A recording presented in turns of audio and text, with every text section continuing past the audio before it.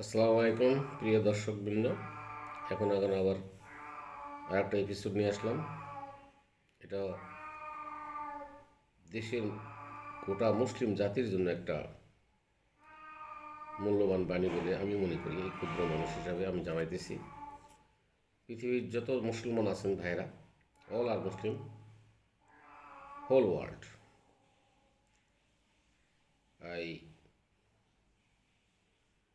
Request to you must be follow my suggestion or description. Please request to you. তো এই যে বাবরি মসজিদ, যেটা হচ্ছে ইতিহাসের 405 বছরের একটা মুসলিম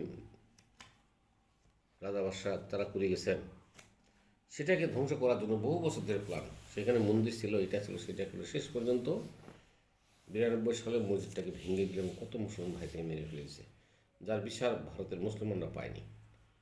ভারতের মুসলমানরা যখন এই বিচারটা পাইল না, তখন বলতে হবে যে গোটা মুসলিম বিশ্বের মুসলমানরা এই বিচারটা পাইল না, মানে আমার ধর্মের কোনো মূল্যায়ন থাকলো না।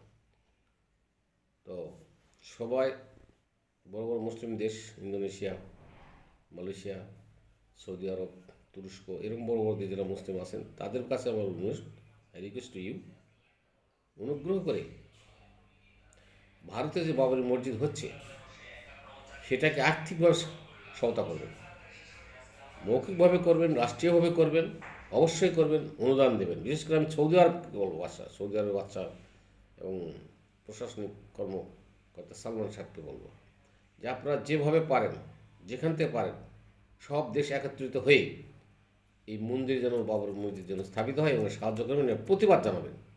দরকার হলে ভারতের সরকারকে এ বিষয়ে ডেকে আপনারা মিটিং করবেন যে মুসলমানদের এই মসজিদ বা ধর্ম উপাসনালয় নষ্ট করা যাবে না, কখনোই যাবে না। কারণ আপনাদের সব ধর্ম যদি এখানে থাকে, চলে, উপাসনালয়, তো আমাদের কেন চলবে না? এক্ষেত্রে রাষ্ট্রীয়ভাবে যদি কোনো ঠ্যাক দিতে হয়, তবুও আপনারা দেবেন। মোদী সরকারকে ডেকে দেবেন, না হলে তার হাইকমিশন থেকে ডাকে বলে দেবেন যে মসজিদ হচ্ছে, মসজিদ করতে দেন, না হলে আপনার সাথে ব্যবসা বাণিজ্য অন্যান্য সম্পর্ক রাখবো না। এমন কথা যদি আপনারা প্রচার করেন সারা বিশ্বের বিভিন্ন মিডিয়ার মাধ্যমে, তাহলে অবশ্যই অবশ্যই বাবরি মসজিদটা হবে এবং মুসলমানদের মান সম্মান বৃদ্ধি পাবে। অতএব সকল মুসলিম ভাইকে বলতেছি এবং জানাচ্ছি, আপনারা জাগ্রত হন। এদেশে তো বড় বড় ইসলামিক স্কলারিস্ট, ইসলামিক চিন্তাবিদ আছেন, তাদের কাছে অনুরোধ, বিশ্বের সব চিন্তাবিদদের কাছেই আমার অনুরোধ, মুসলমানদের বিশেষ করে, যে এটার পিছনে আপনারা সকলে সহায়তা করুন। বাবরি মসজিদ নাম দিলাম না, অন্য মসজিদ নাম দিলাম, তাদের কি যাচ্ছে? মসজিদ, আমরা নামাজ পড়ি, তাদের কি?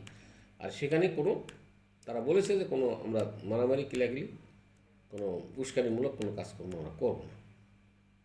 তো সেখানে অবশ্যই মসজিদ হোক, এই কামনা সকলেই করেন এবং সাহায্য করেন সকল দিক দিয়ে।